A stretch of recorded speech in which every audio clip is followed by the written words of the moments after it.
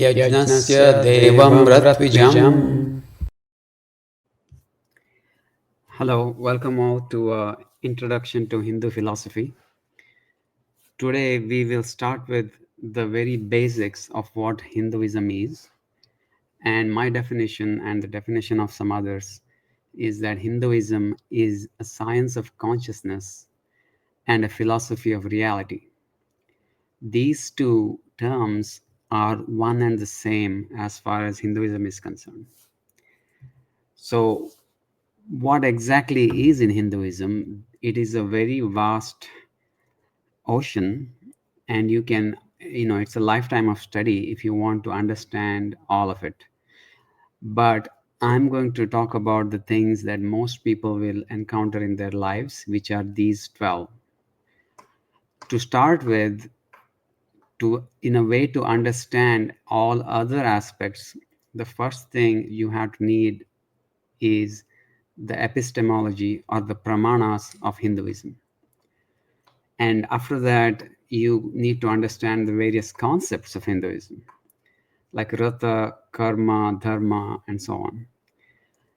And after that, you can do the darshanas, which is the actual philosophy.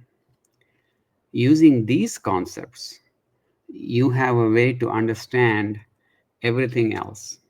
What are the rituals, why they do a certain things in a certain way, how to interpret the various texts in Hinduism, such as the Vedas and the Shastras. What are deities? What do they represent? Why you should be worshipping them in one way or the other, and so on. So let's get started. When you say Hinduism is a philosophy of reality, the question is, why does reality matter? Reality matters because an accurate model of reality is the difference between life and death. As an example here, even from a very ancient time, if a person doesn't know what to eat, what is poisonous and what is safe to eat, that was the end of them. Similarly, when they see a strange animal, if they don't know its behavior, if they don't know if it could kill you or hurt you, or if it is food, then it will greatly impact your thriving or being able to survive in the environment. And even in modern times, if you look at all the various aspects of life, almost every single aspect, whether it is your health, whether it's your economy, war, diplomacy, anything else depends on having an accurate grasp of reality.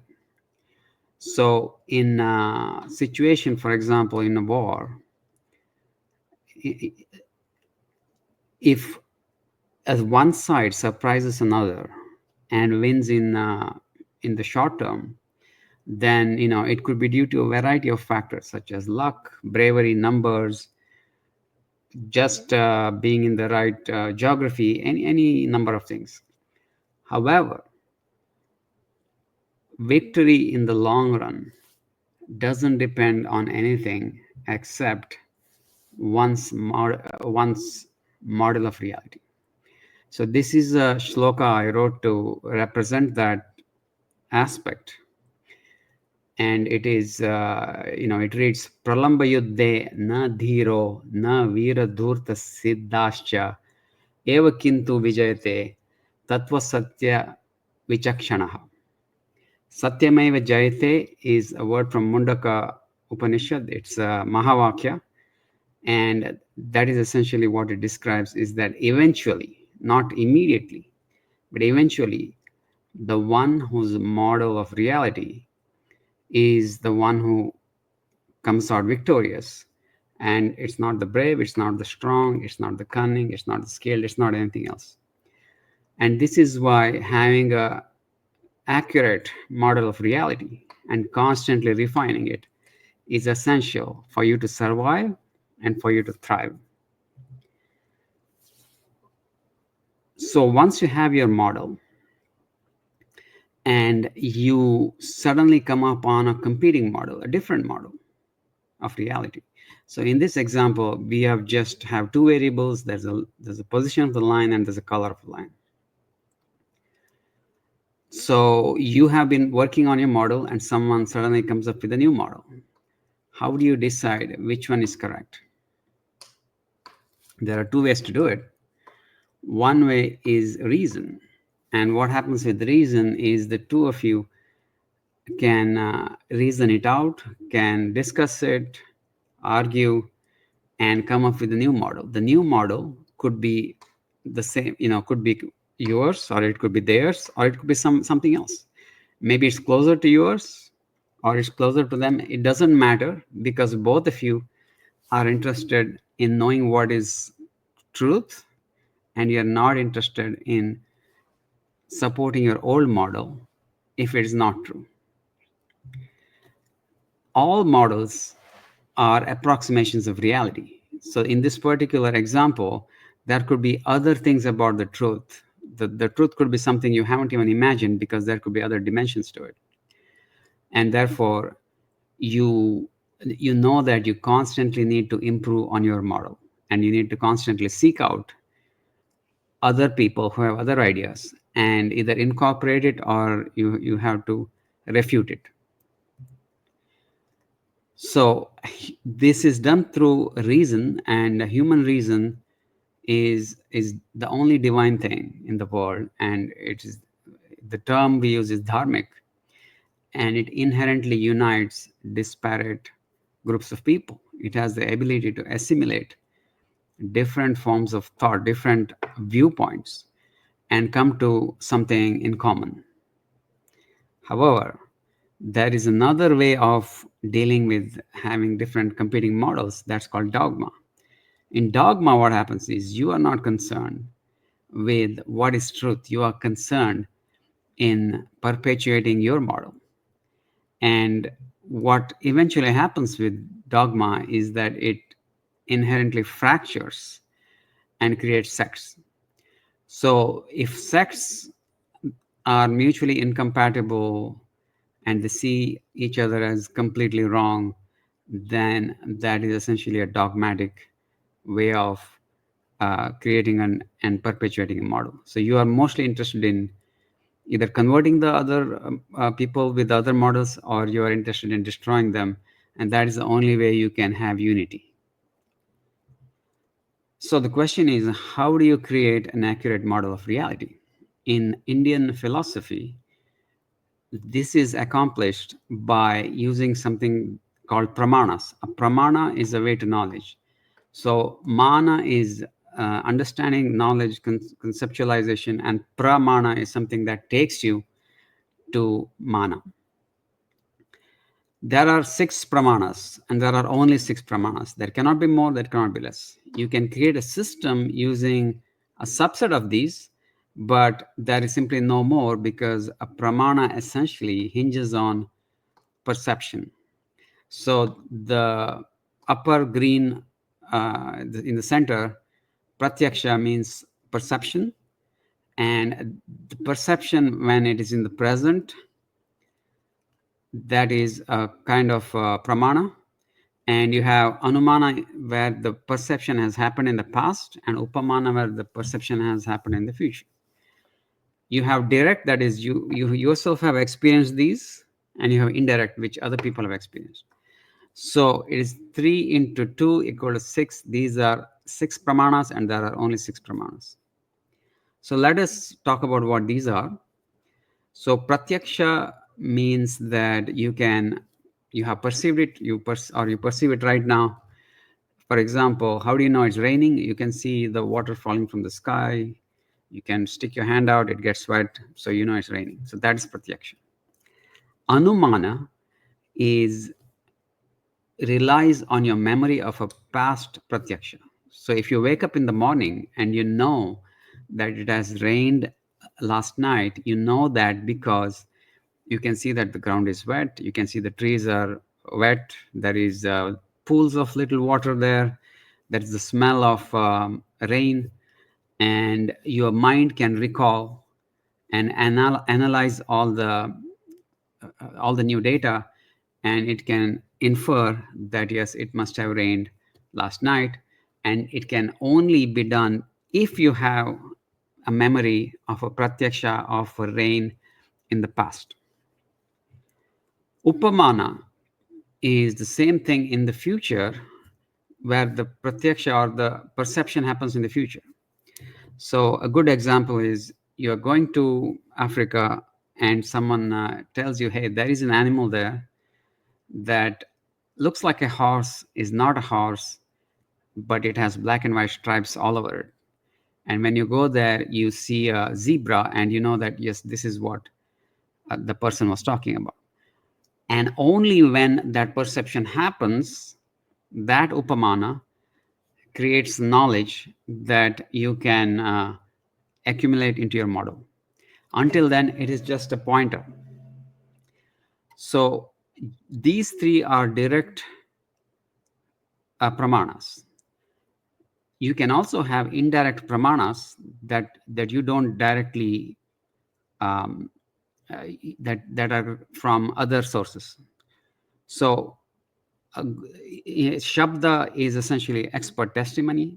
So experts who have studied a subject, they have gone through pratyakṣa, they have used their anumāna and they have created a model. They have shared that model through communication in writing, or they have maybe created different shlokas or some other way of transmitting it, some disciple lineage where you can study from them. Remember, unless that testimony can be reproduced through pratyakṣa and anumāna, it is not really śabda. So just because someone claims expertise and makes a claim, that doesn't become śabda. It has to be from an apta, from a very reliable person.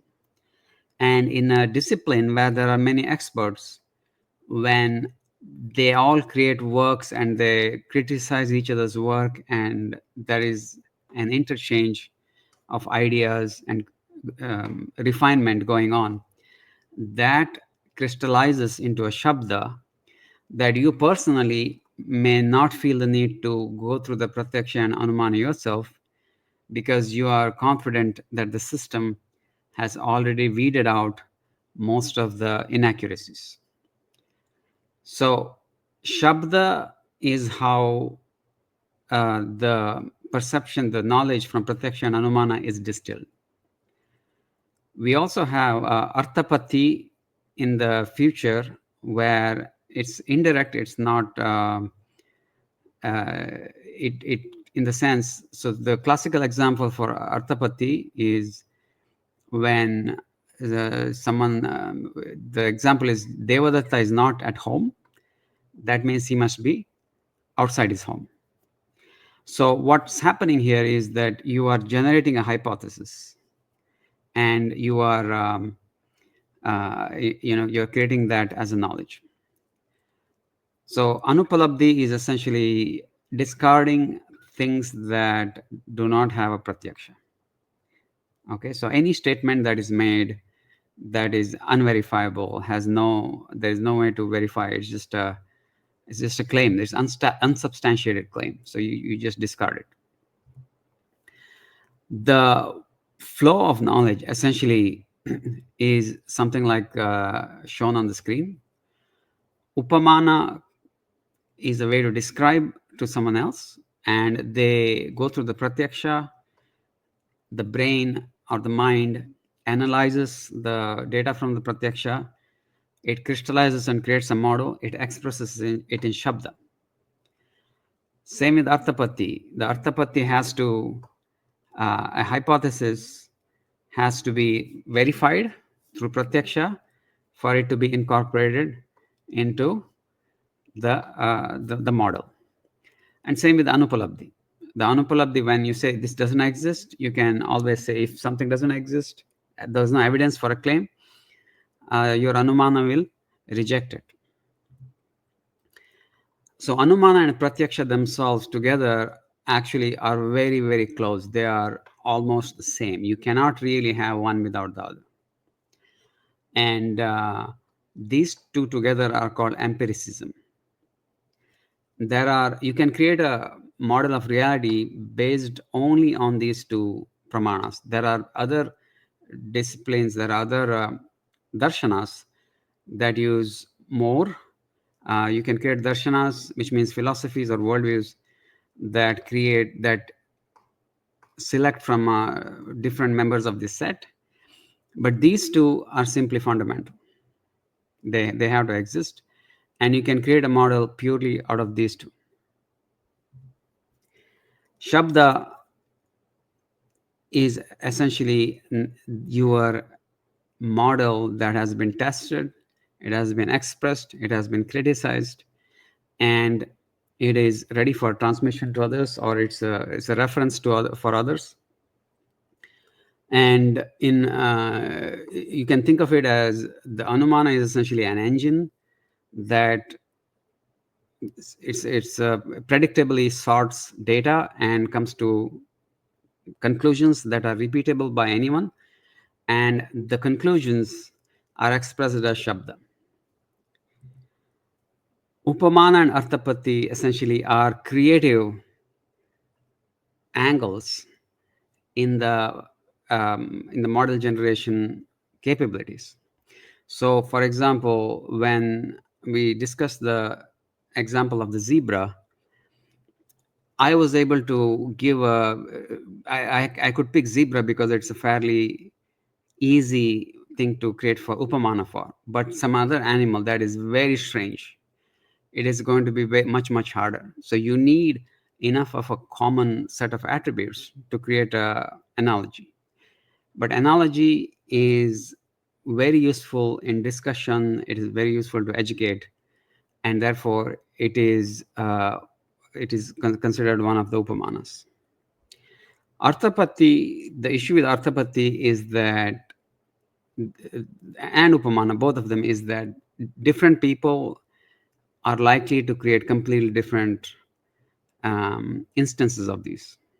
Whereas for anumāna, it will be the same thing. So there are specific rules to reason about and specific ways to reason about facts, and you can be sure that most reasonable people will come to the exact same conclusions from the data of pratyakṣa. However, you cannot expect that different people will come up with the same analogies or they will come up with the same hypothesis. Anupalabdhi is essentially it is a gate, or it is essentially a gatekeeper that blocks claims without evidence.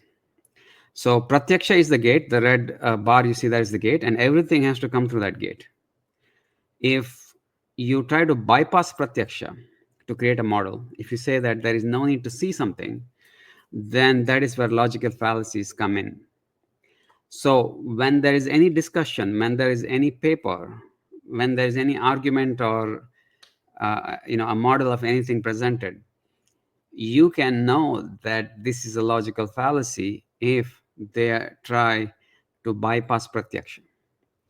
If they say that pratyakṣa is not needed for a particular reason, then it is because they have a logical fallacy. And what that logical fallacy is, that you can figure out later by looking at, you can look at the reference list of fallacies, and you can say, well, this is the name of the fallacy. But when actually discussing the issues, when you're reading it, identifying it is very simple. If pratyakṣa is being bypassed, it is a logical fallacy. So these are some examples that are kind of easy to understand. If a religious leader says that the earth is 6,000 years old, then that means they have to force you to disregard many different evidences, such as the age of rocks, the thermoluminescence, and all of these other dating methods. Ad hominem is another example where someone says, you are an idiot, so you're wrong about something. And again, what really is happening is that they're trying to make you bypass pratyakṣa. Same with almost pretty much every logical fallacy. If you look at it, the key that happens there is that pratyakṣa is being bypassed. Pratyakṣa, they try to bypass the pratyakṣa by appealing to authority or any of these things. And so anupalabdhi essentially is your protection from this this technique. So you block or you refute any bad argument by identifying the fallacy. You can either just say that it's anupalabdhi, or if you are discussing in English to an audience that is more familiar with the logical fallacies, you can just identify the name and you can describe it. So although we said pratyakṣa is the gate, it doesn't mean that there cannot be a system of knowledge that doesn't exist where pratyakṣa is absolutely needed. So axiomatic systems, for example, do not need pratyakṣa. So here, axiomatic systems are just, an axiom is where you essentially just take a statement and just assume it's true. So axiomatic systems are religion, grammar, geometry. So many of them are useful, but you cannot map that to reality. It can be true and consistent in its own system, but you cannot pretend that somehow it has a bearing on reality. As an example, if, for example, someone says, there's a crime of passion, there are 3 suspects, one of them is a Scorpio, and we know that Scorpios are passionate, so he must be the criminal. So this is essentially an example of taking an axiomatic system such as astrology and trying to force it on a real world. So there are several issues with this. Of course, there may be other Scorpios who are not in the list of suspects. There could be, there is no way that you can simply reliably claim that just because someone is a Scorpio, he must have committed the crime and so on. So what happens when you try to apply an axiomatic system to the real world is that you have a risk of creating a false model of reality. You can still lift this axiomatic system into close to a pratyakṣa by doing an exhaustive match on almost all available data. So for example, grammar is an axiomatic system. Now, if I create a grammar which works on 5 to 10% of the language, then it is not good. It won't be able to predict a lot of things. But if I take something like Panini's grammar, which applies to 98% or more of the Sanskrit language, then I can try to predict what the next word or the next phoneme is going to be based on my understanding of the grammar. So for example, if I hear aham brahmas, I know that the next syllable is me, aham brahmas, me, and so on. That is because Panini's grammar has been lifted or validated by pratyakṣa by applying it to billions of words, okay, almost a billion words. And that's essentially the way to create a model. Couple of things to keep in mind. Eyewitness testimony is not the same as expert testimony. So if someone says, I saw aliens, or God came and told me, to buy this car, these things are not, these are not Pramanas. So eyewitness testimony is perception for that person, but it's not for you. Okay. The other is emotional experience. So, I feel this person is good, or this place looks like it is safe. These are not Pramanas. They are not ways to knowledge. So as a way to remember it, I have created these 2 other shlokas. Anupalabdhya khandanam, that means you refute through anupalabdhi, which is non-perception or the lack of perception. pratyakṣena cha mandanam, which means from pratyaksha or from perception, you solidify or you create the knowledge. Anumanena vedanam, to analyze by inference. Shabdena cha nivedanam. So communicate using the creating shabda, creating verses or creating works that you can transmit to others. Shabda, by the way, also includes the meaning of words. You don't want people to use etymological fallacies to say that this word also means something else, so the meaning is something else. So shabda is, it's all of these pramanas you need to learn a little more in depth on their before using them. Analogy, again, explained by analogy, which is upamāna bhāshanam, and arthāpatti kalpanam. So you can hypothesize, or kalpana is like imagining or creating new things, and that is you can do that through arthāpatti. Pramanaihi satyatatvam cha saṁvādena stiram kuru. So model reality by means of these pramanas and substantiate it by debate. So you have to keep debating it until it becomes rock solid. You have to keep exchanging viewpoints with people who have completely different viewpoints. There is not much to gain by being in an echo chamber. Your model doesn't improve until it faces opposition of people who are very smart. And I'm going to leave this last slide as an easy mnemonic for people to remember how to use these pramanas. And with that, we are going to end the session. Thank you so much.